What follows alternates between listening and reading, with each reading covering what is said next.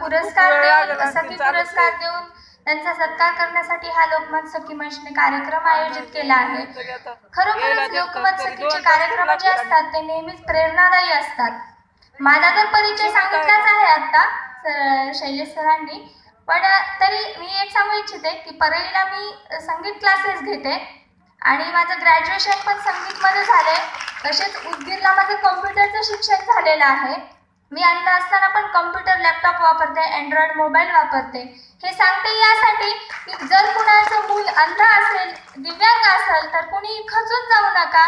येणाऱ्या संकटांना सामोरं जात राहा, नक्कीच आयुष्यात यशस्वी होईल। आणि मी कविता बनवते, कविता बनवणे हा माझा छंद आहे। मी आपला फार वेळ घेणार नाहीये, पण अगदी 2 मिनिटात मी माझी एका दुसरी कविता सादर करू इच्छिते। कविता आहे की आई म्हणजे काय। खरं पाहिलं तर आजकालची मुलं मम्मी मम्मा असं म्हणतात, पण आई या शब्दाचा अर्थ फार सुंदर आहे। आई या शब्दामध्ये जो गोडवा आहे तो मम्मी मम्मा या शब्दात नाहीये। आई म्हणजे काय तर दुधावरची साय, लेकराची माय, वासराची गाय। आई म्हणजे काय, आ म्हणजे आत्मा, ई म्हणजे ईश्वर। आ म्हणजे आत्मा, ई म्हणजे ईश्वर। मूर्तीमध्ये न पाहता आई वडिलांमध्येच पहा परमेश्वर।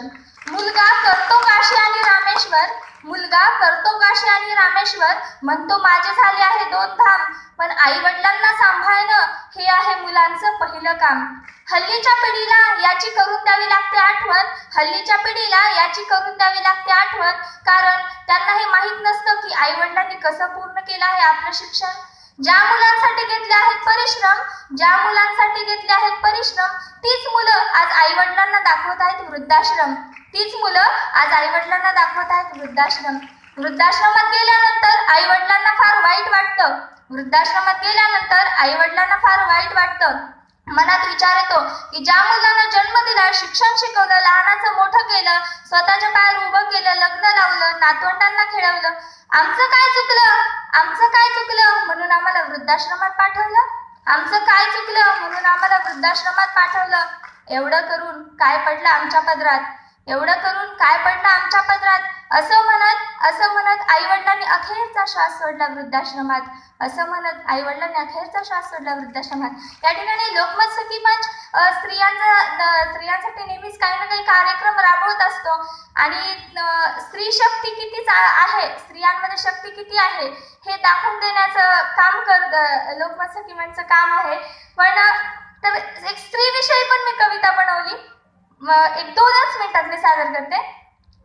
बरेच लोक मुलाला वंशाचा दिवा मानतात, अनेक लोक मुलाला वंशाचा दिवा मानतात। मुलीला का नाही मानत वंशाची पंक्ती, मुलीला का नाही मानत वंशाची पंक्ती, मुलींमुळेच तर जुळतात अनेक नाती। मुलगी असते 2 कुटुंबामधला दुवा, मुलगी असते 2 कुटुंबामधला दुवा। जर मुलगी नसेल तर रक्षाबंधनला कोण म्हणेल राखी बांधते मी भावा, मुलगी नसेल तर आईला कोण म्हणेल मी आहे तुझ्या मदतीला, वडिलांना कोण म्हणेल बाबा माझ्या कॉलेजच्या फीसचं टेन्शन आले का तुम्हाला। आई हवी असते, पत्नी हवी असते, आई हवी असते, पत्नी हवी असते, पण जन्माला येणारी मुलगी ती मात्र नकोशी असते, जन्माला येणारी मुलगी नकोशी असते। त्यामुळे जन्माआधीच तिची स्त्रीभ्रूण हत्या केली जाते।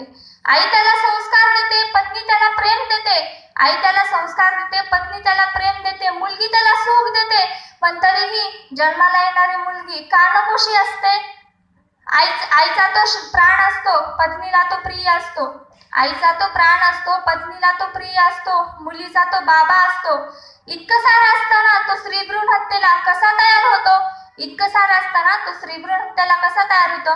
धन्यवाद। या ठिकाणी लोकमत सखी मंचने या सखी पुरस्कारासाठी मला सन्मानित केलं, मला तो पुरस्कार देण्यात आला, त्याबद्दल मी त्यांचे आभार मानते। धन्यवाद। मला असं वाटतं आपण सगळ्यांनी उभं राहून दीपिकाताईंसाठी एकदा जोरदार टाळ्या वाजवूया। थँक्यू।